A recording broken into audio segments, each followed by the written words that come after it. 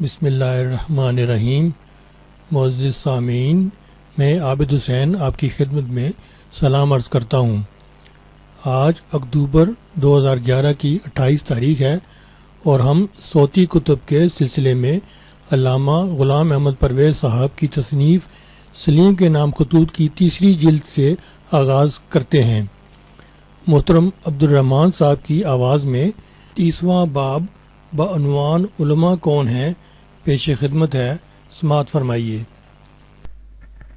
بسم اللہ الرحمن الرحیم۔ 30واں خط، علماء کون ہیں؟ اس میں کوئی شبہ نہیں سلیم کہ علم وجہ شرف انسانیت ہے، لیکن سوال یہ ہے کہ علم کہتے کسے ہیں اور علماء کون ہیں؟ قرآن نے اس سوال کا جواب بڑا جامع اور مفصل دیا ہے، لیکن اس خط تک پہنچنے سے پہلے چند الفاظ تمہیداً ضروری ہیں، انہیں غور سے سننا۔ علم کی دنیا میں حکمائے یونان کا جو مقام ہے اس سے تم واقف ہو۔ حقیقت یہ ہے کہ اس وقت تک نوع انسانی کی جس قدر تاریخ ہمارے سامنے آ چکی ہے، اس میں علم و حکمت کی داستان کا آغاز یونان سے ہوتا ہے۔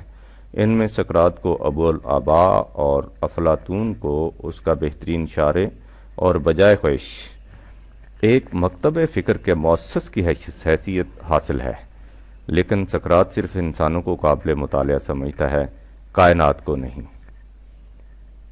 اس کے فلسفہ کا نقطہ ماسکہ ہے، افلاطون عالم محسوس کے وجود پر ہی خط تنسیق کھینچ دیتا ہے۔ اس کا خیال ہے کہ یہ کائنات جو ہمیں اس طرح محسوس دکھائی دیتی ہے اپنا وجود ہی نہیں رکھتی۔ اصل اور حقیقی کائنات عالم امثال، ورلڈ آف آئیڈیاز میں ہے، اور یہ مرئی ویزیبل کائنات اس حقیقی دنیا کا عکس ہے۔ لہذا اس کائنات کے متعلق جو علم حواس سینسز کے ذریعے حاصل کیا جائے، یعنی پرسیپچول نالج، وہ قابل اعتماد ہی نہیں۔ یقینی علم وہ ہے جو آنکھیں اور کان بند کر کے عالم تصور میں حاصل کیا جائے۔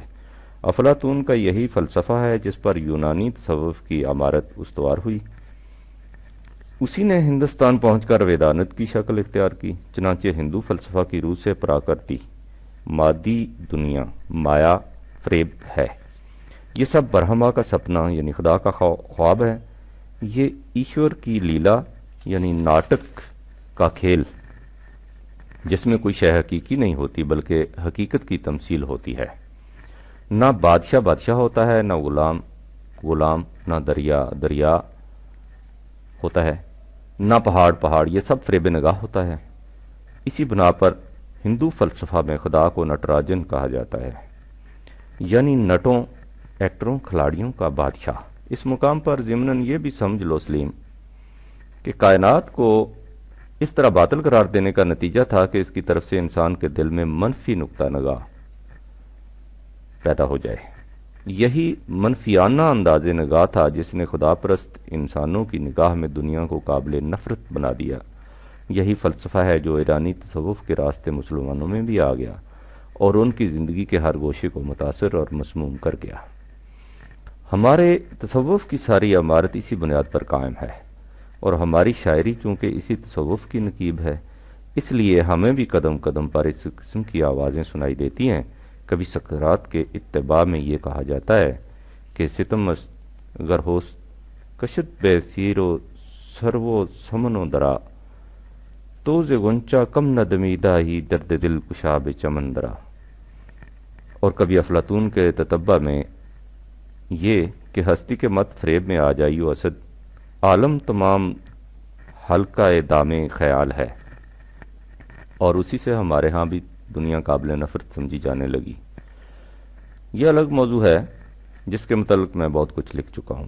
بہرحال سلیم، میں یہ کہہ رہا تھا کہ قرآن سے پہلے کائنات سے متعلق نظریہ یہ تھا کہ اس کا حقیقی وجود کچھ نہیں، یہ محض فریب تخیل ہے، سراب ہے، سایہ ہے، وہم و گمان ہے۔ اور جب کائنات وہم و فریب ہے تو اس کے متعلق علم بھی در حقیقت علم نہیں، ظن و گمان ہے۔ قرآن آیا اور اس نے ہر باطل تصور کی طرح افلاطون کے اس طلسم کی بھی دھجیاں بکھیر کے رکھ دیں۔ قرآن کا چیلنج۔ اس نے تصوف اور ویدانت کے نظر فریب تخیلات میں الجھی ہوئی انسانیت کو للکار کر پکارا اور کہا کہ وما خلقنا السماء والارض وبینہما باطلا، کائنات کی پستیوں اور بلندیوں میں جو کچھ ہے ہم نے اسے باطل پیدا نہیں کیا۔ ذالک ظن الذین کفروا، یہ ان لوگوں کا ظن و خیال اور وہم و گمان ہے جو حقیقت سے انکار کرتے ہیں۔ وَمَا خَلَقْنَا السَّمَاءَ وَالْأَرْضَ وَمَا بَيْنَهُمَا بَاطِلًا ذَلِكَ ظَنُّ الَّذِينَ كَفَرُوا فَوَيْلٌ لِّلَّذِينَ كَفَرُوا مِنَ النَّارِ۔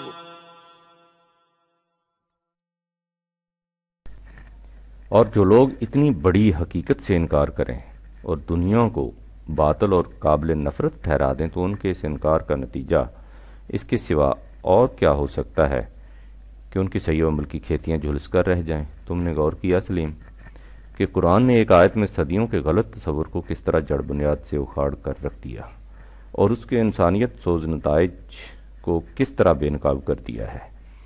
پھر اس پر بھی غور کرو کہ قرآن نے کائنات کو باطل قرار دینے اور اس کی طرف سے منفیانہ تصور رکھنے والوں کو کافر کہہ کر پکارا ہے۔ تم نے سوچا کہ قرآن کی روح سے کفر اور ایمان کی حدیں کہاں تک چلی جاتی ہیں اور کافر و مومن کے امتیازی خصائص کیا ہے؟ اور پھر یہ جو کہا کہ اس قسم کے منفیانہ انداز نگاہ کا نتیجہ یہ ہوتا ہے کہ انسانیت کی مدر ہستی جل کر راکھ ہو جاتی ہے، تو یہ کتنی بڑی تاریخی حقیقت کا بیان ہے۔ کائنات کے متعلق منفیانہ انداز نگاہ کا مظہر مسلک خانقاہیت ہے۔ اسی کو ویدانت اور تصوف کہتے ہیں۔ تم اس مسلک کی تاریخ پر غور کرو اور دیکھو کہ اس راستہ میں انسانوں نے جس قدر جان نکاح مشقتیں اٹھائی ہیں اور صبر طلب ریاضتیں کی، ان کا نتیجہ اس کے سوا اور کیا نکلا کہ انسان کی عمرانی زندگی کی ہری بھری شاخیں جلس کر رہ گئیں۔ یہ تو تھا کائنات کو باطل قرار دینے والوں کے خلاف اعلان جنگ۔ اس کے بعد مثبتانہ انداز میں کہا کہ خلق اللہ السماوات والارض بالحق، حقیقت یہ ہے کہ خدا نے اس پست و بلند کائنات کو بالحق پیدا کیا ہے۔ کائنات حقیقت پر مبنی ہے، فریب تخیل نہیں۔ یہ یکسر تعمیری مقاصد کے لیے پیدا کی گئی ہے، تخریبی نتائج کے لیے نہیں۔ خلق اللہ السماوات والارض بالحق ان فی ذلک لآیۃ للمؤمنین۔ اس انکشاف حقیقت میں جو قرآن نے کیا ہے علم و آگہی کی بہت بڑی نشانی ہے ان لوگوں کے لیے جو اس پر یقین رکھتے ہیں۔ دیکھو سلیم، سابقہ آیت میں کائنات کو باطل قرار دینے والوں کو کافر کہا گیا تھا، زیر نظر آیت میں اسے حق سمجھنے والوں کو مومن قرار دیا گیا ہے۔ دیکھا تم نے کہ قرآن کس طرح اپنے مطالب کو خود ہی واضح کرتا چلا جاتا ہے۔ کائنات کو ایشور کی لیلا قرار دینے والوں کے نظریہ کے ابطال میں کہا وَمَا خَلَقْنَا السَّمَاوَاتِ وَالْأَرْضَ وَمَا بَيْنَهُمَا لَاعِبِينَ۔ کائنات کی پستیوں اور بلندیوں میں جو کچھ ہم نے اسے یوں ہی کھیلتے ہوئے پیدا نہیں کیا۔ تخلیق کائنات ایک نہایت اہم سیریس پروگرام کا جزو ہے، کھیل تماشا نہیں، اسے بالحق پیدا کیا گیا ہے۔ اب سوال یہ پیدا ہوتا ہے کہ قرآن اپنے اس دعویٰ کو کہ کائنات بالحق پیدا کی گئی ہے یوں ہی منوانا چاہتا ہے یا علم و برہان کی روح سے تسلیم کرنے کی دعوت دیتا ہے؟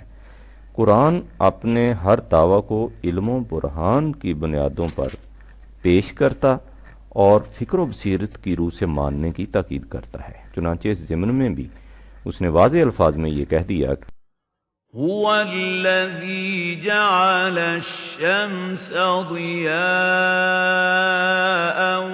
والقمر نورا وقدره وقدره منازل لتعلموا عدد السنين والحساب ما خلق الله ذلك إلا بالحق يفصل الآيات لقوم يعلمون۔ ہم ان حقائق کو ان لوگوں کے لیے کھول کھول کر بیان کرتے ہیں جو علم رکھتے ہیں۔ علم کی قرآنی تعریف۔ یہاں سے یہ سوال سامنے آتا ہے کہ علم کسے کہتے ہیں۔ سنو سلیم، قرآن اس باب میں کیا کہتا ہے؟ وہ کہتا ہے لا تقف ما لیس لک بہ علم، یاد رکھو جس بات کا تمہیں علم نہ ہو اس کے پیچھے مت لگا کرو۔ آیت کا اتنا حصہ بھی کچھ کم حقیقت کشا اور بصیرت افروز نہیں، لیکن اس کے بعد کے چند الفاظ نے علم کی ایک ایسی تعریف ڈیفینیشن دے دی جس سے ساری بات نکھر کر سامنے آ جاتی ہے۔ فرمایا ان السمع والبصر والفؤاد کل اولئک کان عنہ مسئولا، یہ حقیقت ہے کہ تمہاری سماعت، بصارت اور فؤاد ہر ایک پر ذمہ داری عائد ہوتی ہے۔ تم نے سمجھا سلیم کہ بات کیا ہوئی؟ قرآن سمع سننے اور بصر دیکھنے کو انسانی حواس سینسز کے معنوں میں استعمال کرتا ہے، اور فواد وہ چیز ہے جسے دور حاضر کی اصطلاح میں مائنڈ کہا جاتا ہے۔ انسانی حواس سمع و بصر معلومات ڈیٹا فراہم کر کے انسانی فواد مائنڈ تک پہنچاتے ہیں، اور فواد ان سے استنباط نتائج کرتا ہے۔ تم کارتوس کی آواز سنتے ہو تو فوراً اس نتیجہ پر پہنچتے ہو کہ کسی کو گولی لگ گئی، اور باہر جا کر دیکھتے ہو کہ جسے گولی لگی ہے وہ تمہارا دوست ہے، تو گولی چلانے والے کے خلاف تمہارے دل میں آتش انتقام بھڑک اٹھتی ہے۔ اس تمام واقعہ میں تمہارے سمع و بصر و فؤاد کی شہادت موجود ہے، لہٰذا یہ علم ہے۔ لیکن اگر تم نہ بندوق کی آواز سنو، نہ کسی کی چیخ، نہ اپنے دوست کو تڑپتا دیکھو، نہ کسی گولی چلانے والے کو، اور یوں ہی کسی کی بات سن کر ایک شخص کی جان کے لاگو ہو جاؤ، تو تمہارا یہ فعل علم پر مبنی نہیں ہوگا، کیونکہ اس میں تمہارے سمع و بصر کی شہادت موجود نہیں۔ تم نے غور کیا کہ قرآن علم کے بارے میں حواس کو کس قدر اہمیت دیتا ہے؟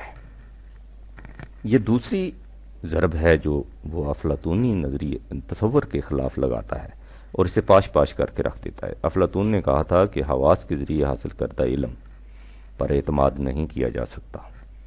قرآن نے کہا کہ جس بات کی شہادت سمع و بصر نہ دے وہ علم پر مبنی ہی نہیں، لیکن صرف سمع و بصر ہی نہیں بلکہ اس کے ساتھ فواد بھی، سمع و بصر سے کام نہ لینے والے۔ سمع و بصر قلب کی اس کیفیت کے پیش نظر قرآن نے صاف الفاظ میں کہہ دیا کہ جو لوگ ان سے کام نہیں لیتے وہ انسانی سطح پر نہیں بلکہ حیوانی سطح پر زندگی بسر کرتے ہیں۔ اتنا ہی نہیں بلکہ وہ انہیں جہنمی قرار دیتا ہے۔ سورہ اعراف میں ہے وَلَقَدْ ذَرَأْنَا لِجَهَنَّمَ كَثِيرًا مِنَ الْجِنِّ وَالْإِنسِ، جنوں اور شہری اور صحرائی آبادیوں میں اکثر وہ لوگ ہیں جو اس قسم کی زندگی بسر کرتے ہیں جو انہیں سیدھی جہنم کی طرف لے جاتی ہے۔ لَهُمْ قُلُوبٌ لَا يَفْقَهُونَ بِهَا، ان کی روش یہ ہے کہ وہ سینے میں دل رکھتے ہیں لیکن اس سے سمجھنے کا کام نہیں لیتے۔ وَلَهُمْ أَعْيُنٌ لَا يَبْصِرُونَ بِهَا، وہ آنکھیں رکھتے ہیں لیکن ان سے دیکھنے کا کام نہیں لیتے۔ وَلَهُمْ آذَانٌ لَا يَسْمَعُونَ بِهَا، وہ کان رکھتے ہیں لیکن ان سے سننے کا کام نہیں لیتے۔ أُولَئِكَ كَالْأَنْعَامِ بَلْ هُمْ أَضَلُّ، یہ انسان نہیں حیوان ہیں بلکہ ان سے بھی زیادہ گمراہ کرتا۔ وَلَقَدْ ذَرَأْنَا لِجَهَنَّمَ كَثِيرًا مِنَ الْجِنِّ وَالْإِنسِ لَهُمْ قُلُوبٌ لَا يَفْقَهُونَ بِهَا وَلَهُمْ أَعْيُنٌ لَا يُبْصِرُونَ بِهَا وَلَهُمْ آذَانٌ لَا يَسْمَعُونَ بِهَا أُولَئِكَ كَالْأَنْعَامِ بَلْ هُمْ أَضَلُّ أُولَئِكَ هُمُ الْغَافِلُونَ۔ یہ علم و حقیقت سے بے خبر ہوتے ہیں، اس سے بھی واضح ہے کہ علم وہی علم ہے جس کی شہادت سماع و بصر و قلب دیں۔ ظاہر ہے کہ اس قسم کا علم نظری مباحث تھیوریٹیکل پرابلمز کے متعلق نہیں ہو سکتا، کیونکہ ایسے امور میں سماع و بصر کا کوئی واسطہ ہی نہیں ہوتا۔ سماع و بصر کا تعلق مظاہر فطرت کے مشاہدات اور کائناتی نظام کے مطالعہ سے ہے، یعنی کائنات کے ایک ایک گوشے کو غور و فکر سے دیکھنا، اس عظیم القدر اور محیر العقول مشینری کے ایک ایک پرزے کا مشاہدہ کرنا، پھر مختلف تجربات کی روح سے یہ دیکھنا کہ ان پرزوں کی ساخت و پرداخت میں کون سا قانون اور ان کی نقل و حرکت میں کون سی اسکیم کار فرما ہے۔ اسی کو دور حاضرہ کی اصطلاح میں علم سائنس، سائنٹیفک نالج کہتے ہیں، اور اسی کو قرآن مومنین کا شعار بتاتا ہے۔ غور کرو سلیم کہ قرآن اس حقیقت کو کس قدر واضح اور حسین انداز میں بیان کرتا ہے۔ سورہ آل عمران میں ہے، ان فی خلق السماوات والارض واختلاف اللیل والنہار لآیات لأولی الالباب، یقیناً اس کائنات کی پستیوں اور بلندیوں کی تخلیق اور رات اور دن کی گردش میں صاحبان عقل و شعور کے لیے بڑی بڑی نشانیاں ہیں۔ یہاں ایک بات کا ضمناً سمجھ لینا ضروری ہے۔ ایک چیز تو ہے کائنات کا عدم سے وجود میں آنا، اسے قرآن نے بدا اور فطر سے تعمیر کیا ہے، اور دوسری چیز ہے موجودہ عناصر میں مختلف تراکیب و تناسب سے مختلف چیزیں بناتے چلے جانا۔ اسے عام طور پر تخلیق کہا گیا ہے۔ خلق کے معنی صحیح صحیح تناسب کے ہیں اور برابری۔ تخلیق ارض و سما سے مفہوم یہ ہے کہ کائنات میں مختلف عناصر میں تراکیب نو سے جو مختلف تغیرات رونما ہوتے ہیں اور نئی نئی چیزیں ظہور میں آتی ہیں، اور ان پر غور و فکر کرنے سے کائناتی پروگرام اور قانون فطرت کی بڑی بڑی عظیم نشانیاں سامنے آتی ہیں۔ میں نے اس تشریح کو اس لیے ضروری سمجھا ہے کہ انسانی فکر کچھ نہیں بتا سکتا کہ کائنات کس طرح عدم سے وجود میں آ گئی۔ یہ وہ مقام ہے جو فکر انسانی کی حدود سے ماورا ہے، لہذا قرآن نے اس مقام کے متعلق فکر و تدبر کی دعوت نہیں دی۔ فکر و تدبر کا مقام وہاں سے شروع ہوتا ہے جہاں اس محسوس کائنات کے تغیرات اور حوادث ہمارے مشاہدہ میں آتے ہیں۔ بہرحال قرآن نے کہا یہ ہے کہ تخلیق ارض و سما اور اختلاف لیل و نہار میں ارباب دانش و بینش کے لیے بڑی بڑی نشانیاں ہیں۔ کن ارباب دانش کے لیے؟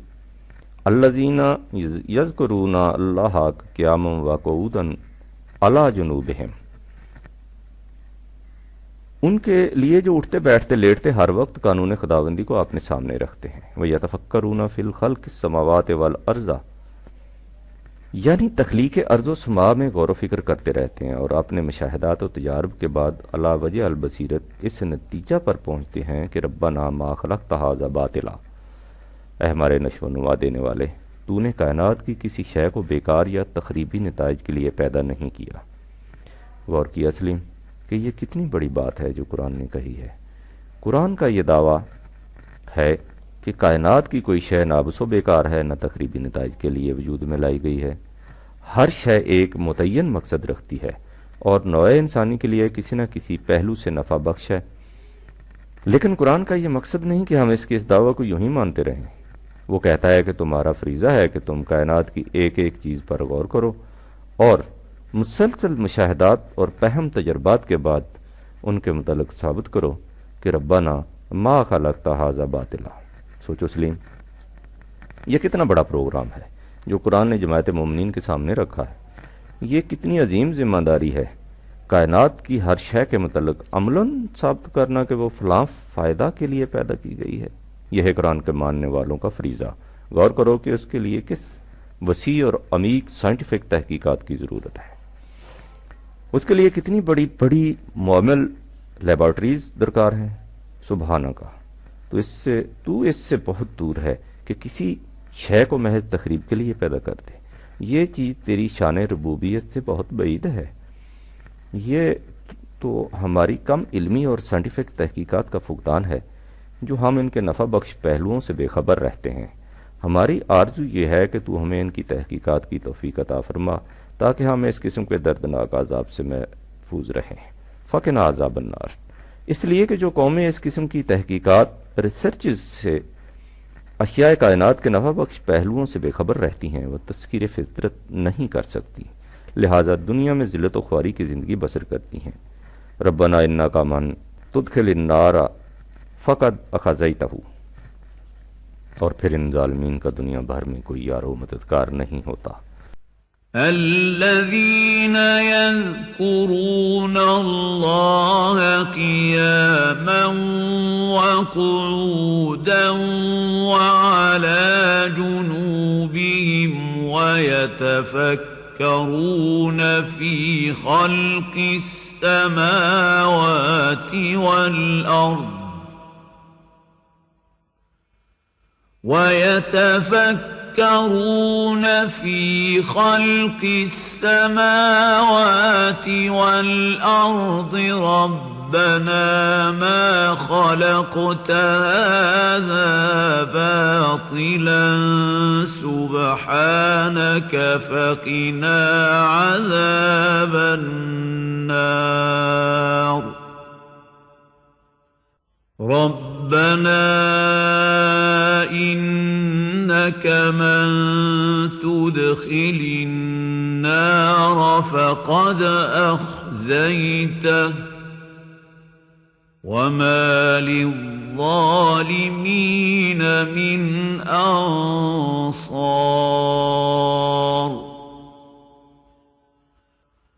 تم نے دیکھا سلیم، قرآن نے اس ایک آیت میں کتنی بڑی حقیقتوں کو بیان کر دیا ہے۔ بہرحال بات یہ ہو رہی تھی کہ قرآن کی روح سے امت مسلمہ اور جماعت مومنین کا فریضہ یہ ہے کہ وہ کائنات کی ایک ایک چیز کا مشاہدہ کریں اور پہم تجربات سے ان کے منفعت بخش پہلوؤں کو بے نقاب کرتے جائیں۔ کائنات میں آیات اللہ، اسی کو قرآن نے ذکر و فکر سے تعبیر کیا ہے، یعنی کائناتی قوانین کو اپنے سامنے رکھنا اور ان میں حیران غور و تدبر کرتے رہنا، یہی مومنین کا شعار تھا۔ ان فی السماوات والارض لآیات للمؤمنین، مومنین کے لیے کائنات کے ہر گوشے میں آیات خداوندی بکھری پڑی ہیں، انہی سے انسان کو خدا کی خداوندی کا یقین حاصل ہوتا ہے۔ وَفِي خَلْقِكُمْ وَمَا يَبُثُّ مِن دَابَّةٍ آيَاتٌ لِقَوْمٍ يُوقِنُونَ۔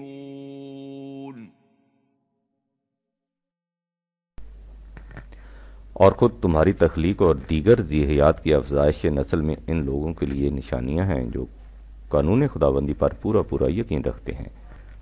واختلاف الليل والنهار وما أنزل الله من السماء من رزق فأحيا به الأرض بعد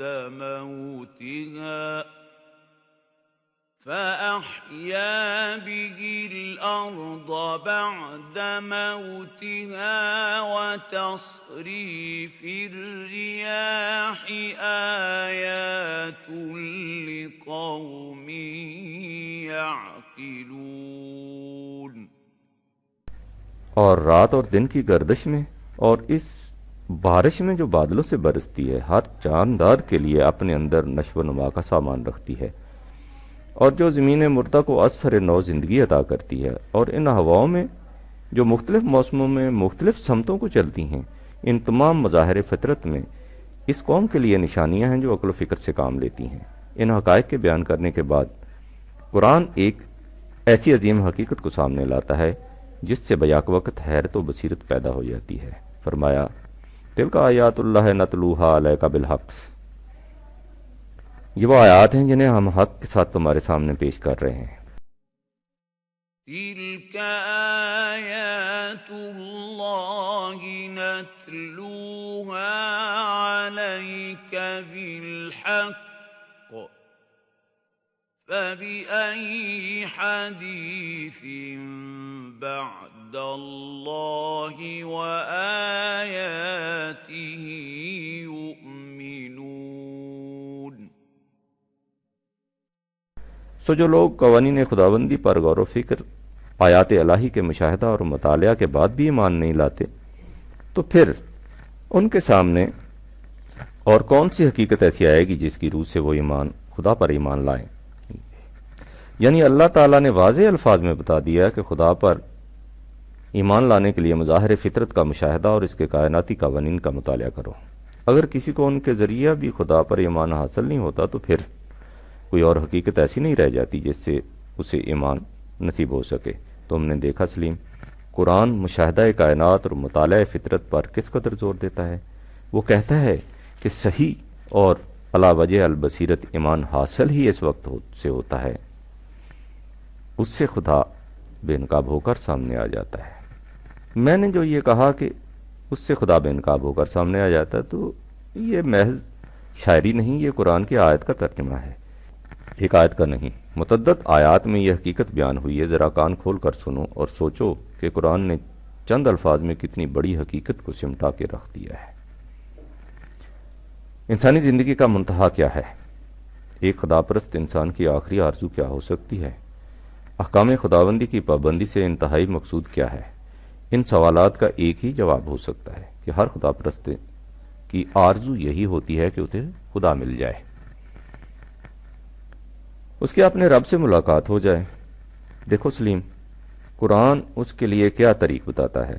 سورہ رعد میں ہے، اللہ الذی رفع السماوات بغیر عمد ترونہا، اللہ کی ذات وہ ہے جس نے ایسے عظیم کروں کو فضا کی بلندیوں میں بغیر کسی ایسے ستون کے جو تمہیں نظر آئے اس حسن و خوبی سے اٹھا رکھا ہے۔ ضمناً اس آیات میں ترونہا کا لفظ غور طلب ہے، یعنی یہ کرے اس فضا میں ستونوں کے سہارے قائم ہیں، لیکن وہ ستون ایسے نہیں جو تمہیں دکھائی دے سکیں، وہ ویزیبل نہیں۔ یہ ستون وہ کشش ثقل و انجذاب ہے جس سے یہ کرے اس طرح فضا میں معلق ہیں، اور کشش کی قوت ایسی چیز نہیں جو آنکھوں سے دکھائی دے سکے۔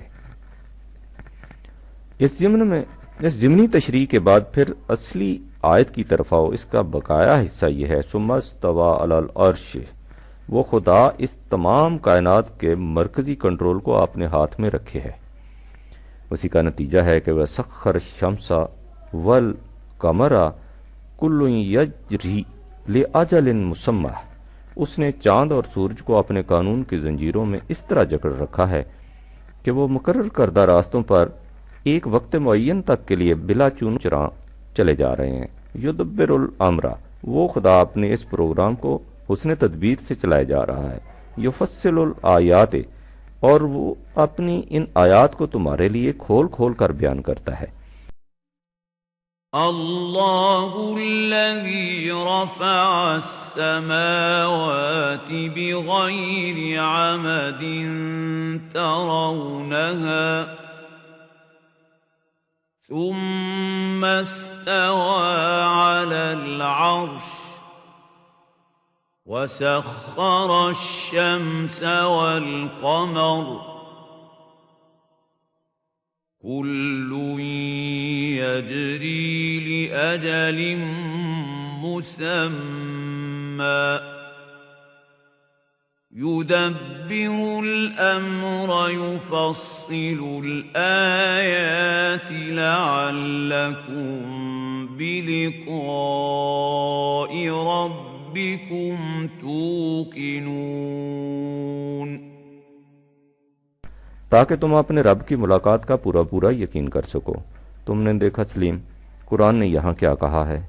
اس نے کہا یہ ہے کہ نظام کائنات کے متعلق یہ تمام تفصیلات اس لیے بیان کی جاتی ہیں کہ تمہیں اس بات کا یقین آ جائے کہ تم اپنے رب سے مل سکتے ہو، تمہارا رب تمہارے سامنے آ سکتا ہے۔ اس کا مطلب صاف ہے کہ اگر تم اپنے رب کو اپنے سامنے دیکھنا چاہتے ہو تو اس کا طریقہ یہ ہے کہ تم نظام کائنات کا مطالعہ کرو، ایک ایک شے پر غور و فکر کرو، مختلف تجربات سے اس حقیقت کا انکشاف کرو کہ یہ تمام سلسلہ کائنات کس محکم قانون کے مطابق چل رہا ہے۔ اس طرح وہ تمام پردے ایک ایک کر کے اٹھ جائیں گے جو خدا کے نظام ربوبیت کو سطحی نگاہوں سے چھپائے رکھتے ہیں، اور تم علی وجہ البصیرت دیکھ لو گے کہ اس کا قانون رب العالمین کس طرح کائنات کی نشو و نما کیے جا رہا ہے۔ اس طرح تم اپنے رب کو اپنے سامنے بے نقاب دیکھ لو گے۔ اس مقام پر اتنا سمجھ لینا ضروری ہے کہ جہاں تک خدا کی ذات کا تعلق ہے، آنکھوں سے دیکھ لینا تو ایک طرف، اس کا تصور بھی ذہن انسانی میں نہیں آ سکتا۔ لا تدرکہ الابصار، انسانی نگاہیں سے پا ہی نہیں سکتی۔ اس لیے لقائے رب کے یہ معنی نہیں کہ خدا کی ذات بے نقاب ہو کر انسان کے سامنے آ سکتی ہے۔ اس کے معنی یہی ہے کہ فطرت کے مشاہدے سے خدا کا نظام ربوبیت انسان کے سامنے بے نقاب ہو کر آ جاتا ہے، اور وہ اس کی رب العالمینی کی کار فرمائیوں اور کرشمہ سازیوں کو اپنی آنکھوں سے دیکھ لیتا ہے۔ بہرحال یہ حقیقت واضح ہے کہ قرآن کی روح سے لقائے رب کا یقین انہی کو آ سکتا ہے جو فطرت کا مشاہدہ کریں، لیکن اس کے لیے بڑی بڑی جد و جہد درکار ہوتی ہے، فہم، صحیح و عمل، مسلسل توتاز کی ضرورت ہوتی ہے۔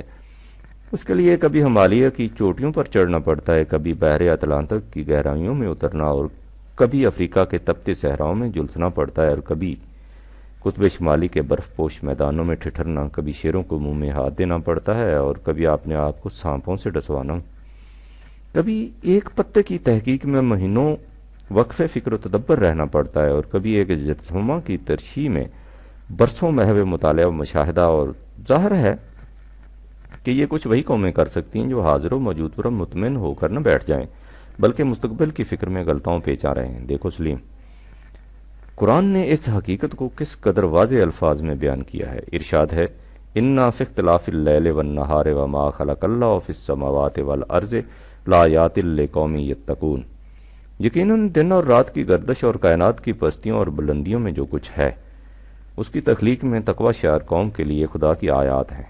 ضمن تم نے غور کیا سلیم کہ خدا نے متقیوں کی کیا علامت بتائی ہے؟ اس کے بعد ہے ان الذین لا یرجون لقاءنا ورضوا بالحیات الدنیا۔ اس کے برعکس جو لوگ ہماری ملاقات کی توقع نہیں رکھتے، جن کے دل میں اس کی آرزو موجود نہیں ہوتی، یعنی وہ لوگ جو پیش پا افتادہ مفاد ہی حال کی قریبی زندگی پر راضی ہو جاتے ہیں، اطمانو بہا، اور جو کچھ سامنے پڑا ہو اسی پر مطمئن ہو کر بیٹھ جاتے ہیں۔ والذین ھم عن آیاتنا غافلون، یعنی وہ لوگ جو ہماری ان کائناتی نشانیوں سے بے خبر رہتے ہیں۔ ان فی اختلاف اللیل والنہار وما خلق اللہ فی السماوات والارض لآیات لقوم یتقون ان الذین لا یرجون لقاءنا ورضوا بالحیاة الدنیا واطمأنوا بها والذین هم عن آیاتنا غافلون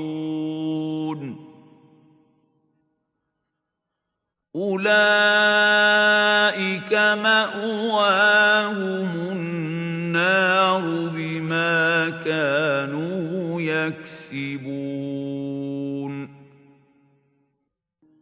یہ وہ لوگ ہیں جو اپنے اعمال کی بدولت جہنم کے عذاب میں مبتلا رہتے ہیں۔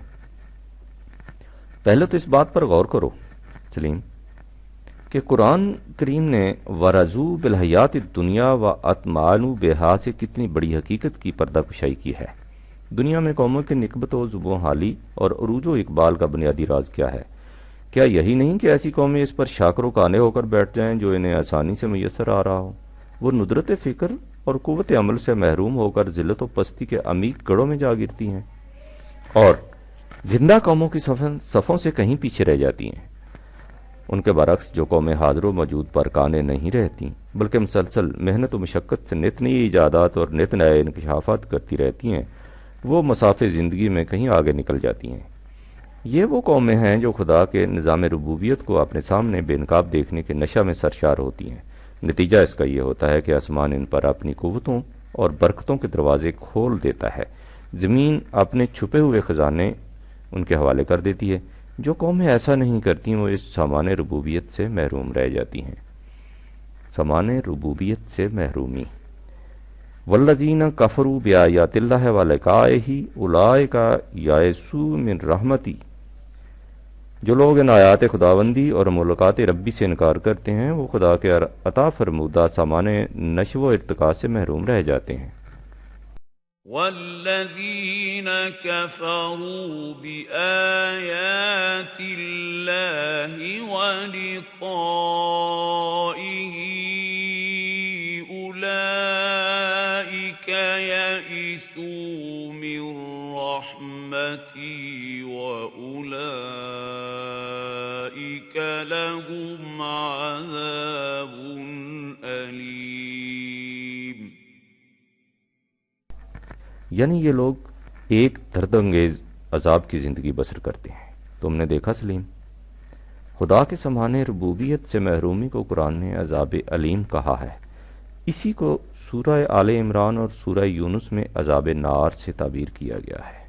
یہ آیات پہلے لکھی جا چکی ہیں۔ ذرا سوچو کہ حجاز کے بے برگو گیا صحرا کے نیچے ذہب سیال لیکوڈ گولڈ یعنی پیٹرول کے دریا صدیوں سے بہہ رہے تھے، لیکن چونکہ وہ لوگ حاضر و موجود پر مطمئن تھے اس لیے وہ اس بیش بہا نعمت خداوندی کی نفع بخشیوں سے محروم تھے۔ نتیجہ اس کا یہ تھا کہ وہ نانے شبینہ تک کے لیے دوسروں کی خیرات کے محتاج تھے۔ یہ خدا کا بہت بڑا عذاب تھا۔ قرآن نے بھوک کو خدا کا عذاب کہا ہے۔ وضرب الله مثلا قرية كانت آمنة مطمئنة يأتيها رزقها رغدا من كل مكان فكفرت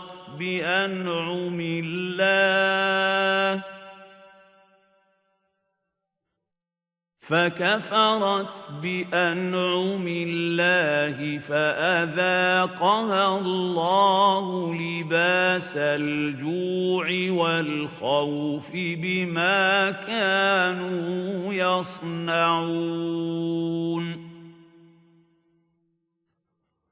اب اقوام مغرب کی نگاہ خارا شگاف نے پگھلے ہوئے سونے کے ان دریاؤں کا سراغ پا لیا اور اپنی مسلسل کوہکنی سے انہیں کھینچ کر باہر لے آئے۔ اس سے حجاز کا نقشہ بدل گیا۔ خود ہمارے خطہ زمین پاکستان میں فطرت نے ممکنات پوٹینشیلٹیز کی ایک دنیا چھپا رکھی ہے، لیکن ہم چونکہ حاضر و موجود پر مطمئن ہیں اور میسرہ جو کچھ محنت کے بغیر حاصل ہو جائے پر شاکروں کانے، اس لیے روٹی تک کے لیے دوسروں کے محتاج ہیں۔ یورپ کی بعض قوموں کے پاس چپا چپا بھر زمین ہے، لیکن وہ اسی زمین سے اتنا کچھ پیدا کرتے ہیں کہ اپنی ضروریات پوری کرنے کے بعد دوسرے ملکوں کو بھی سامان زیست بھیجتے ہیں، اس لیے کہ وہ فطرت کے مخفی خزانوں کو بے نقاب دیکھنے کے لیے مصروف سعی و عمل رہتے ہیں۔ ہم نے اس قانون خداوندی سے صدیوں سے اعراض برت رکھا ہے، اس لیے ہم پر ہماری معیشت تنگ ہو رہی ہے۔ وَمَنْ أَعْرَضَ عَنْ ذِكْرِي فَإِنَّ لَهُ مَعِيشَةً ضَنكًا وَنَحْشُرُهُ يَوْمَ الْقِيَامَةِ أَعْمَى۔ یہ خدا کا کھلا ہوا فیصلہ ہے جو کسی کی خاطر بدل نہیں سکتا، حتیٰ کہ مدت دراز سے اپنے سمع و بصر سے کام نہ لینے کا نتیجہ یہ ہے کہ ہماری یہ صلاحیتیں ہی سلب ہو چکی ہیں اور ہمارا شمار ان لوگوں میں ہو چکا ہے جن کے متعلق ارشاد ہے کہ أولئك الذين طبع الله على قلوبهم وسمعهم وأبصارهم وأولئك هم الغافلون۔ یہ وہ لوگ ہیں جو جن کے قلوب اور سمع و بصر پر مہریں لگ چکی ہیں۔ یہ لوگ ہماری آیات سے بالکل بے خبر ہیں۔ بعض کے نزدیک لقاء رب سے مراد انسان کے مرنے کے بعد اپنے اعمال کی جزا و سزا کے لیے خدا کے سامنے جائے گا۔ اگرچہ سیاق و سباق کے پیش نظر یہ مفہوم زیادہ موزوں نہیں، لیکن اگر اسے بھی تسلیم کر لیا جائے تو بھی یہ حقیقت اپنی جگہ پر رہتی ہے کہ قرآن کی روح سے اس لقائے رب کے یقین کے لیے کائنات میں آیات اللہ کا مشاہدہ اور مطالعہ ضروری ہے۔ تم نے دیکھا سلیم، قرآن کس طرح مختلف انداز سے اس حقیقت کو واضح کرتا ہے کہ علم وہی ہے جس میں انسان اپنے حواس سے پورا کام لے۔ حواس سے کام لینے سے مفہوم یہ ہے کہ انسان اس محسوس کائنات کے اسرار و غوامض سے پردہ کشائی کرے، اشیاء فطرت کا وسیع مشاہدہ کرے، قوانین فطرت کا گہرا مطالعہ کرے اور مسلسل تجربات اور فہم تگ و تاز سے خدا کے نظام و قوانین و ربوبیت کو اپنے سامنے بے نقاب دیکھتا چلا جائے۔ قوم مومنین کا یہی شعار ہے، گروہ متقین کا یہی فریضہ ہے، یہی خدا کا ذکر ہے۔ اس فکر سے چھپی ہوئی حقیقتیں ابھر کر سامنے آ جاتی ہیں اور انسان کائنات کی ایک ایک شے کے متعلق علی وجہ البصیرت کہہ سکتا ہے کہ ربنا ما خلقت ھذا باطلا، قرآنی صداقت کی شہادت۔ اتنا ہی نہیں بلکہ اللہ تعالیٰ نے بتا دیا ہے کہ خود قرآن کی صداقت کی شہادت بھی انہی کائناتی آیات سے ملتی ہے۔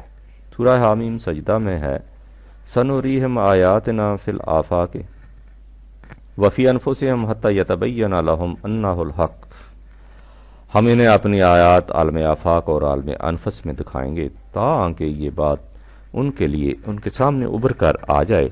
قرآن فی الواقعہ ایک حقیقت ثابتہ ہے، یعنی زمانے کے پیچ و خم میں لپٹے ہوئے حقائق جوں جوں انسانی علم و کاوش کے ہاتھوں کھلتے جائیں گے، قرآن کے دعوی کے ثبوت ایک ایک کر کے سامنے آتے جائیں گے۔ جوں جوں زمانہ مشاہدات، فطرت اور علوم سائنس میں آگے بڑھتا جائے گا، قرآنی حقائق بے نقاب ہوتے چلے جائیں گے۔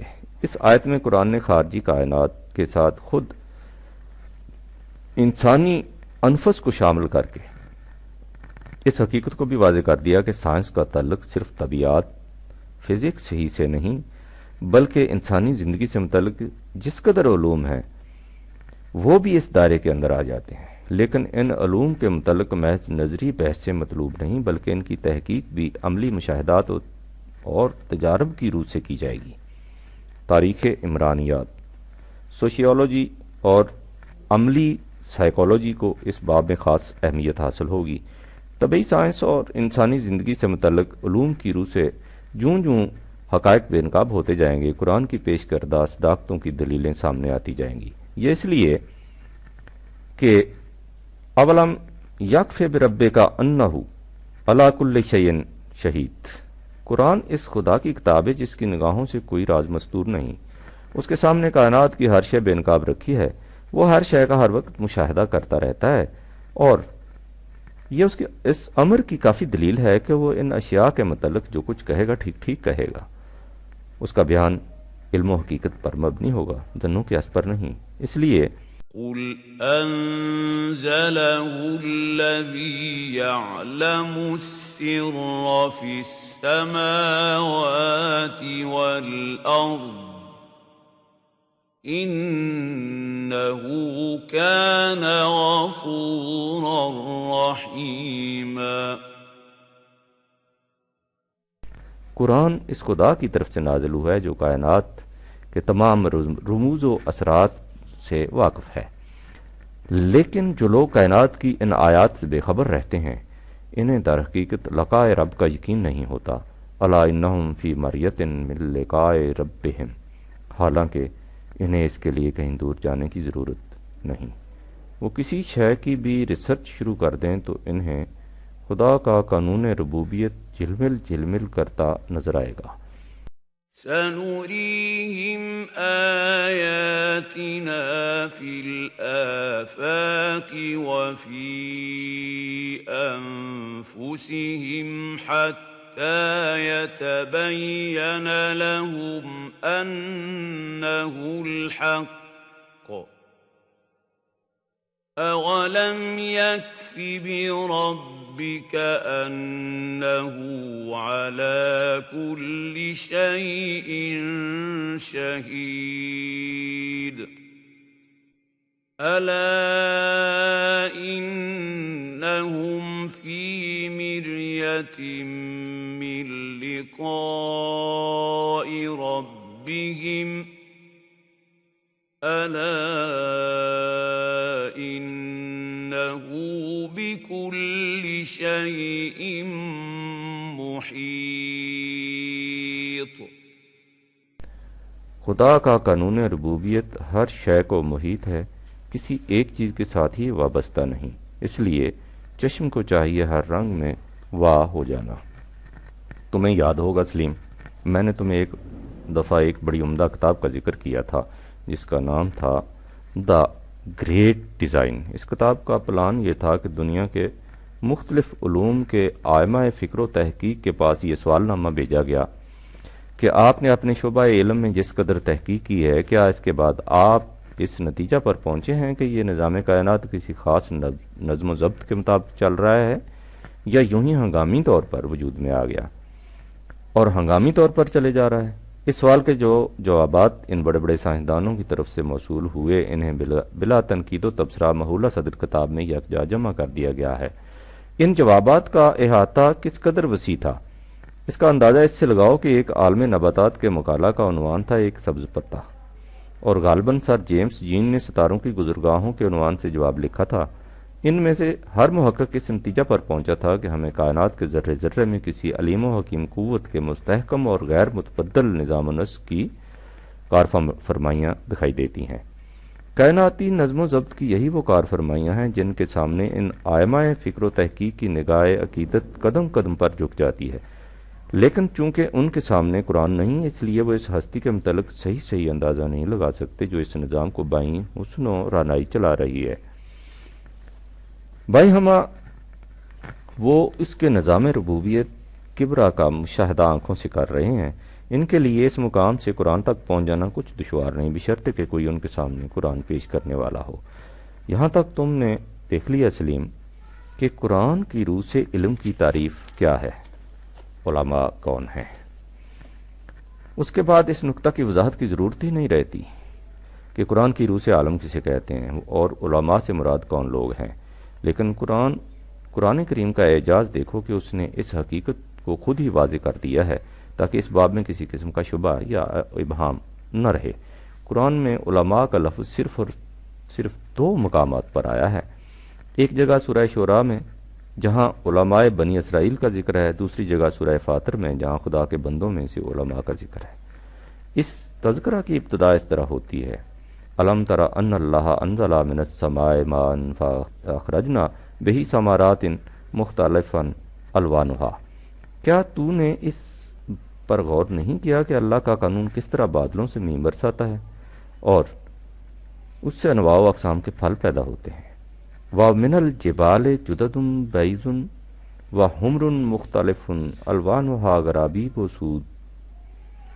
اور پہاڑوں میں کس کس انداز کے سرخ و سفید طبقے ہیں جن کے رنگ اور اقسام مختلف ہیں، اور ان میں بعض گہرے سیاہ رنگ کے ہیں۔ وَمِنَ النَّاسِ وَالدَّوَابِ وَالْأَنْعَامِ مُخْتَلِفٌ أَلْوَانُهُ كَذَلِكَ۔ اور اسی طرح انسانوں اور دیگر جانداروں اور مویشیوں کے بھی مختلف اقسام ہیں۔ تم نے دیکھا سلیم ان آیات میں کن امور کا ذکر ہو رہا ہے؟ کائنات کے مختلف گوشوں کا، بساط فطرت کے متنوع شعبوں کا، سائنس کے مختلف علوم کا، طبیعیات، فزکس، نباتیات، بوٹنی، طبقات الارض، جیولوجی، حیوانیات، زیولوجی اور انسانیت کے تمام شعبے اس کے اندر آ جاتے ہیں۔ ان علوم و فنون کے تذکرہ کے بعد ہے انما یخشی اللہ من عبادہ العلماء۔ حقیقت یہ ہے کہ خدا کے بندوں میں سے علماء ہی وہ ہیں جن کے دل پر اس کی عظمت اور ہیبت چھا جاتی ہے۔ أَلَمْ تَرَ أَنَّ اللَّهَ أَنزَلَ مِنَ السَّمَاءِ مَاءً فَأَخْرَجْنَا بِهِ ثَمَرَاتٍ مُخْتَلِفًا أَلْوَانُهَا وَمِنَ الْجِبَالِ جُدَدٌ بِيضٌ وَحُمْرٌ مُخْتَلِفٌ أَلْوَانُهَا وَغَرَابِيبُ سُودٌ وَمِنَ النَّاسِ وَالدَّوَابِّ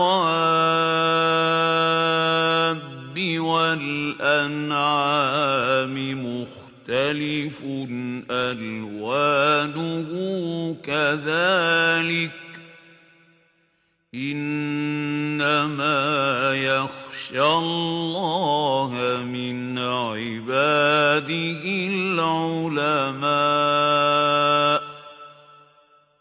إن الله عزيز غفور.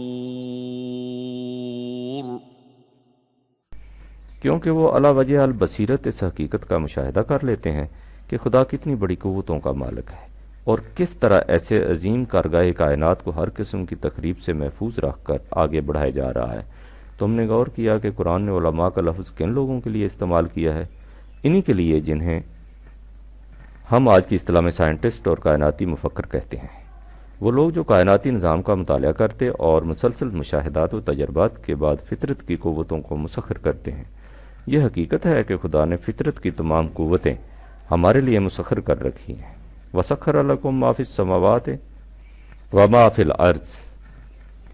لیکن ان قوتوں کو اپنے کنٹرول میں وہی لا سکتا ہے جو ان قوانین سے واقف ہو جن کے مطابق یہ قوتیں کام کرتی ہیں. یہ قوانین فطرت کے مشاہدہ اور مطالعہ اور پہم تجربات سے معلوم ہو سکتے ہیں.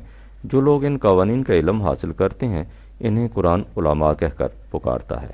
ہمارے علماء کی اس قرآنی تعریف ڈیفینیشن کے بعد تم غور کرو سلیم کہ ہمارے ہاں جو حضرات علماء کہلاتے ہیں انہیں علم الفطرت سائنس کے علوم سے کس قدر تعلق ہوتا ہے. وہ علم الفطرت کے معادیات تک سے واقف نہیں ہوتے. ان کا علم نظری مباحث اور لفظی قطربیونت سے ایک قدم آگے نہیں جاتا، اور یہ نظری مباحث بھی ان مسائل سے متعلق جنہیں کائنات سے کچھ تعلق ہوتا ہے. نہ انسان کی عملی زندگی سے کچھ واسطہ، نہ ہماری مذہبی مدارس کا نصاب قریب 10 سال پر پھیلا ہوا ہوتا ہے. اس 10 سال میں سے بیشتر عرصہ منطق، فلسفہ، معانی، بیان، ادب، نحو وغیرہ کی تحصیل میں صرف ہو جاتا ہے. اور منطق و فلسفہ بھی وہ جو اب عہد پارینہ کی داستان بن چکا ہے. اس نصاب میں حیات، ہندسہ اور حساب کی بھی 2-3 کتابیں ہوتی ہیں، لیکن ان میں بھی وہ کچھ پڑھایا جاتا ہے جو زندگی میں کسی کام نہیں آتا. اور تم حیران ہوگے کہ ان کے نصاب میں قرآن کریم بھی داخل نہیں. تفسیر میں جلالین پڑھا دی جاتی ہے جس میں صرف قرآنی الفاظ کے مرادفات دیے گئے ہیں، اور آخری سال سورہ بقرہ کی تفسیر بیضاوی. بس یہ ہے ان کا نصاب جس کی تکمیل کے بعد انہیں عالم ہونے کی سند مل جاتی ہے. اشیاء فطرت کے متعلق ان حضرات کے علم کا اندازہ اس سے لگاؤ کہ جب ہندوستان میں لاؤڈ سپیکر کا استعمال شروع ہوا تو علماء اکرام سے اس کے جائز یا ناجائز ہونے کے متعلق فتویٰ مانگا گیا. اس فتوے کے جواب میں جمعیت العلماء کے صدر مفتی طفیت اللہ مرحوم نے لکھا تھا، جس آلہ کے متعلق سوال کیا گیا ہے وہ اب تک دیکھنے میں نہیں آیا مگر سننے میں آیا ہے کہ وہ ایک ایسا آلہ ہے جسے خطیب یا قاری کے سامنے رکھ دیا جاتا ہے اور وہ اس کی طرف رخ کیے ہوئے قرات یا خطاب کرتا ہے. پس وہ آلہ آواز کو جذب کر کے اتنی دور نشر کرتا ہے کہ اس کے چوتھائی فاصلہ تک بھی بغیر اس کی مدد کے آواز پہنچانا مشکل ہے. اس کے بعد مفتی صاحب نے اس کے جواز کا فتویٰ دے دیا، لیکن دارالعلوم دیوبند کے ایک بہت بڑے مفتی محمد شفیع صاحب جو اب پاکستان میں قیام فرما ہے اس کے خلاف ان فتاویٰ کا مجموعہ شائع کیا جن میں عبادات مقصودہ کے لیے اس آلہ کو حرام قرار دیا گیا تھا. انہوں نے اس رسالہ میں جس کا نام البدائع المفیدہ فی الحکم الصنائع الجدیدہ تھا لکھا تھا کہ انہیں معلوم نہیں تھا کہ اس آلہ کی ماہیت کیا ہے اور وہ کس طرح کام کرتا ہے. اس کے لیے انہوں نے الیگزینڈر ہائی اسکول بھوپال کے سائنس ماسٹر برج نندر لال صاحب سے دریافت فرمایا. انہوں نے کہا کہ برقی قوت کی وجہ سے میں تو کم از کم یہ ماننے میں تعامل کرتا ہوں کہ اصل آواز ہے، اور اس کا انکار بھی مجھ سے ممکن نہیں کہ ثبوت مشکل ہے. چنانچہ اس تحقیق انیک کے بعد مفتی صاحب نے عبادات کے لیے لاؤڈ سپیکر کے استعمال کو حرام قرار دے دیا. یعنی ماسٹر برج نندر لال صاحب کی بات کی بنیاد پر یہ فیصلہ فرمایا کہ خدا اور رسول صلی اللہ علیہ وآلہ وسلم کا اس باب میں یہ حکم ہے. تم نے غور کیا سلیم کہ اشیاء فطرت کی تحقیقات اور علوم جدیدہ کے متعلق ان حضرات کی معلومات کی کیا کیفیت ہوتی ہے؟ ان چیزوں کے متعلق ان کی معلومات کا تو یہ عالم ہوتا ہے، لیکن یہ ان کے حرام و حلال ہونے کے متعلق فتویٰ ضرور صادر کرتے رہتے ہیں. اور اب پاکستان میں یہ معاملہ فتویٰ کی حد سے بڑھ کر قانون سازی تک پہنچ گیا ہے. مثلا اگر اب یہ معاملہ حکومت کے سامنے آ جائے کہ خطبات کے لیے لاؤڈ سپیکر کا استعمال جائز ہے یا ناجائز، اور اس کے لیے کسی قانون کے وضع کرنے کی ضرورت ہو، تو یہ قانون حضرات علماء اکرام مرتب کریں گے، یعنی یہ حضرات پہلے کسی ماسٹر برج نندن لال صاحب سے دریافت کریں گے کہ لاؤڈ سپیکر کا استعمال ہوتا کیا ہے، اور اس کی بہم پہنچائی ہوئی معلومات کی بنا پر اس بات کا فیصلہ کریں گے کہ اس کا استعمال ازرو کتاب و سنت جائز یا ناجائز ہے۔ یہ فیصلہ مملکت کے قانون کی حیثیت سے ملک میں نافذ ہوگا۔ چنانچہ یہی مفتی صاحب جن کا ذکر اوپر کیا جا چکا آئین پاکستان کی تدوین کے سلسلہ میں مجلس آئین ساز کی شرعی مشیروں کے زمرہ میں شامل رہے ہیں۔ یہ حضرات سب سے زیادہ زور اس بات پر دیتے ہیں کہ اگر ہم نہ ہوں تو لوگوں کو شریعت کے مسائل کون بتائے؟ سو تمہیں معلوم ہونا چاہیے کہ اسلامی مملکت میں شریعت کے مسائل اس مملکت کے قوانین سے الگ نہیں ہوتے، لہٰذا ان کے بتانے کے لیے کسی خاص گروہ کی ضرورت ہی نہیں ہوتی۔ یہ کام حکومت کے اعمال کا ہوتا ہے، نہ کہ مولویوں کے گروہ کا۔ جب رسول اللہ صلی اللہ علیہ وآلہ وسلم اور خلفائے راشدین کے زمانہ میں اسلامی مملکت قائم تھی تو اس وقت مولویوں کی کوئی جماعت نہ تھی، یہ سب بعد کے زمانہ کی پیداوار ہے۔ باقی رہے ایسے معاشرتی احکام جو روزمرہ کی زندگی میں پیش آتے ہیں، مثلا نکاح کیسے پڑھانا چاہیے، جنازہ کی نماز کس طرح ہوتی ہے، تو ان امور کا جاننا ہر مسلمان کے لیے ضروری ہے۔ یہ ایسی باتیں نہیں جن کے لیے کسی دارالعلوم میں جانا پڑے، یہ ہمارے مدرسوں میں پڑھائی جاتی ہیں، اور اگر نہیں پڑھائی جاتی تو پڑھائی جانی چاہیے۔ اس لیے جو لوگ علوم سائنس کے ماہر ہوں گے وہ ان امور کو بھی جانتے ہوں گے۔ بہرحال اسلامی معاشرے میں اس قسم کی تمام باتیں عام مسلمانوں کو معلوم ہونی چاہیے، لہذا ان کے لیے بھی کسی خاص گروہ کی ضرورت نہیں۔ ان تصریحات سے تم نے یہ دیکھ لیا ہوگا سلیم کہ قرآن کریم کی روح سے مومنین متقین خدا کا ذکر کرنے والے لقائے رب کی آرزو اور یقین رکھنے والے وہی ہیں جو کائناتی نظام پر غور و فکر، اشیاء فطرت کی تحقیقات، ریسرچ کے لیے عملی جد و جہد کرتے ہیں۔ اسی کا نام قرآن کی روح سے علم ہے، اور اسی علم کے حاملین کو وہ علماء قرار دیتا ہے۔ ایک شعبہ کا ازالہ۔ اس مقام پر تمہارے دل میں یقیناً یہ خیال پیدا ہوگا کہ اس بنا پر تو یورپ کی قومیں صحیح معنوں میں مومن اور متقی ہیں، لیکن یہ خیال صحیح نہیں۔ جماعت مومنین اور گروہ متقین کے لیے علم الفطرت کی تحصیل نہایت ضروری ہے، لیکن یہ سمجھنا غلط ہے کہ ہر وہ قوم جو علم الفطرت حاصل کر لے مومن اور متقی ہو جاتی ہے۔ یہ فرق اہم ہونے کے ساتھ ساتھ ذرا باریک بھی ہے، اس لیے اسے غور سے سمجھنے کی ضرورت ہے۔ مومن و متقی وہ ہیں جو تسخیر فطرت کے بعد فطرت کی قوتوں کو ان قوانین خداوندی کے مطابق صرف کرتے ہیں جو قرآن میں درج ہیں۔ مومن اور متقی ہونے کے لیے یہ دونوں شرطیں ناگزیر ہیں، یعنی تسخیر فطرت اور اس کے ماحصل کو قوانین خداوندی کے مطابق صرف کرنا۔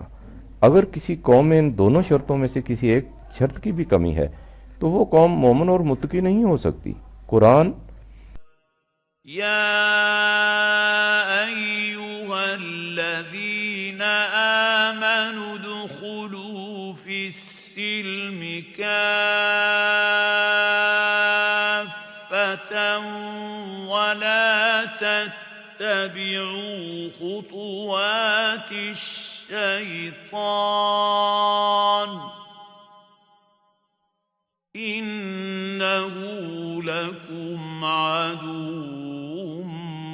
مبین کا حکم دیتا ہے، یعنی قرآن کے پورے نظام کو اپنے اوپر وارد کرنے کا حکم۔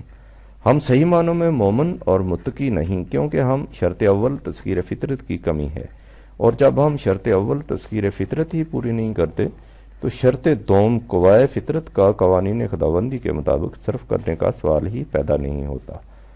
اور اقوام مغرب مومن اور متقی نہیں کیونکہ ان میں شرط دوم کی کمی ہے، لیکن وہ قومیں اس اعتبار سے ہم سے آگے ہیں کہ انہوں نے تسخیر فطرت سے اپنی طبعی زندگی کو خوشگوار بنا لیا ہے، اور ہم روٹی تک کے لیے ان کے محتاج ہیں۔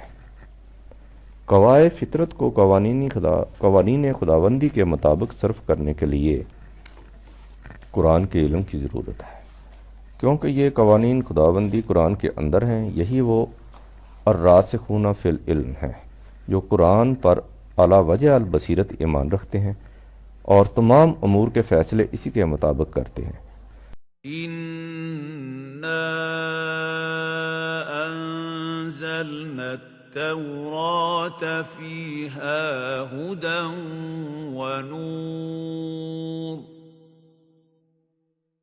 يَحْكُمُ بِهَا النَّبِيُّونَ الَّذِينَ أَسْلَمُوا لِلَّذِينَ هَادُوا وَالرَّبَّانِيُّونَ وَالْأَحْبَارُ بِمَا اسْتُحْفِظُوا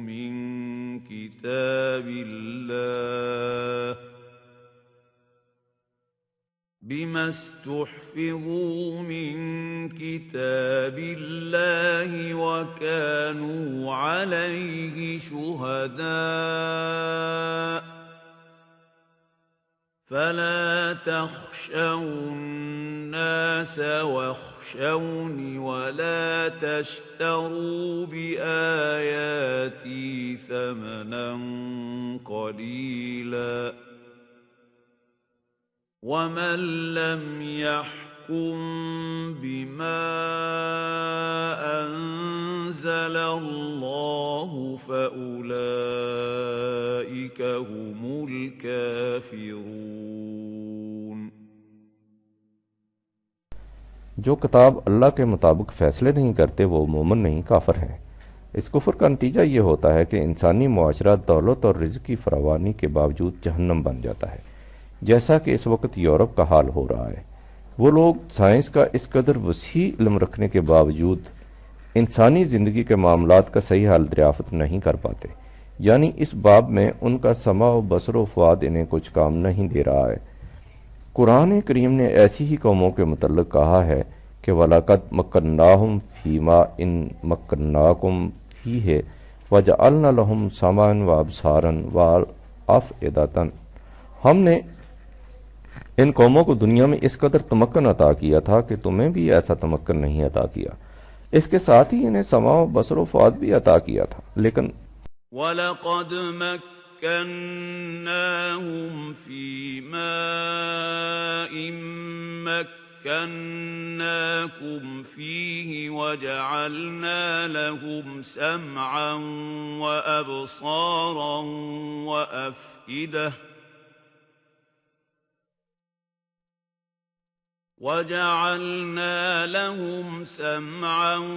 وَأَبْصَارًا وَأَفْئِدَةً فَمَا أَغْنَىٰ عَنْهُمْ سَمْعُهُمْ وَلَا أَبْصَارُهُمْ وَلَا أَفْئِدَتُهُم مِّن شَيْءٍ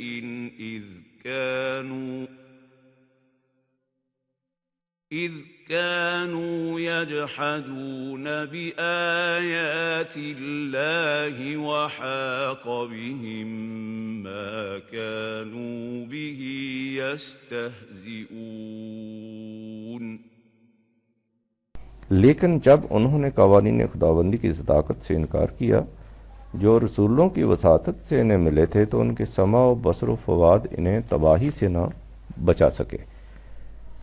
یہ تمام علم ان کے کسی کام نہ آ سکا۔ اگر یہ لوگ کائنات کی قوتوں اور فطرت کی بخششوں کو قوانین خداوندی کے مطابق صرف کریں تو وہ جہنم میں جس میں دنیا اس وقت مبتلا ہے اس جنت میں تبدیل ہو جائے جس کی تلاش میں انسانیت ماری ماری پھر رہی ہے۔ دیکھو سلیم، اس حقیقت کو قرآن کیسے حسین انداز میں بیان کرتا ہے۔ تم سورہ یونس کی ان آیات کو پھر اپنے سامنے لاؤ جن میں کہا گیا ہے کہ جو لوگ کائنات میں غور و فکر سے خدا کے نظام ربوبیت کو اپنے سامنے بے نقاب نہیں دیکھنا چاہتے اور جو کچھ انہیں یوں ہی میسر آ جاتا ہے اس پر مطمئن ہو کر بیٹھ جاتے ہیں، أُولَئِكَ مَأْوَاهُمُ النَّارُ بِمَا كَانُوا يَكْسِبُونَ۔ یہ لوگ جہنم میں رہتے ہیں۔ اس کے بعد ہے ان الذین آمنوا وعملوا الصالحات، جو لوگ ان کے برعکس آیات خداوندی پر یقین رکھتے ہیں اور اس کے بتائے ہوئے صلاحیت بخش پروگرام پر عمل پیرا ہوتے ہیں، یہدیہم ربہم بأعمالہم، ان کا نشو و نما دینے والا ان کے اس پروگرام کی بنا پر زندگی کے صحیح نقشوں کی طرف ان کی رہنمائی کر دیتا ہے۔ تجری من تحتہم الانہار فی جنت النعیم، جس کا نتیجہ یہ ہوتا ہے کہ وہ خوشگواریوں کے ان باغات میں رہتے ہیں جن کی شادابیوں میں کبھی فرق نہیں آتا۔ دعواہم فیہا سبحانک اللہم، اس جنتی معاشرے کو دیکھ کر ان کے لب پر بے ساختہ یہ پکار آ جاتی ہے کہ بار الہ، فی الواقع یہ بات تجھ سے بہت بعید تھی کہ تو اس کائنات کو باطل پیدا کر دیتا۔ وَتَحِيَّتُهُمْ فِيهَا سلام، اور اس معاشرہ میں ان کی ایک دوسرے کے متعلق آرزویں بڑی حیات بخش اور سلامتی افروز ہوتی ہیں۔ جو لوگ اس معاشرہ کو قائم کریں گے وہ مسلسل جد و جہد اور فہم صحیح و عمل سے اس کی حدود کو وسیع سے وسیع تر کرتے جائیں گے، تاکہ آخر الامر یہ تمام نوع انسانی کو محیط ہو جائے گا، اور ہر دیکھنے والا پکار اٹھے گا کہ خدا کا یہ نظام ربوبیت کس طرح ہر قسم کی حمد و ستائش کا سزاوار ہے۔ ان الذين آمنوا وعملوا الصالحات يهديهم ربهم بإيمانهم تجري من تحتهم الأنهار في جنات النعيم دعواهم فيها سبحانك اللهم وتحيتهم فيها سلام وآخر دعواهم أن الحمد لله رب العالمين۔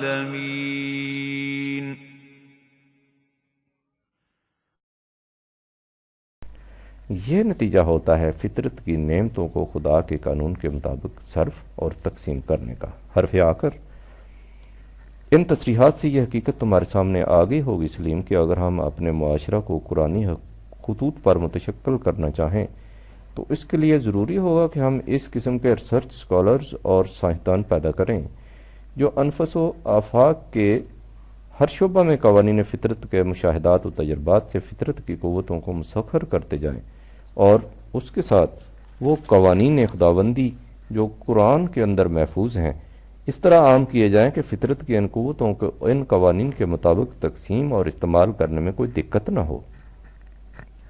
یہی وہ لوگ ہیں جنہیں قرآن کی روح سے علماء کہا جائے گا۔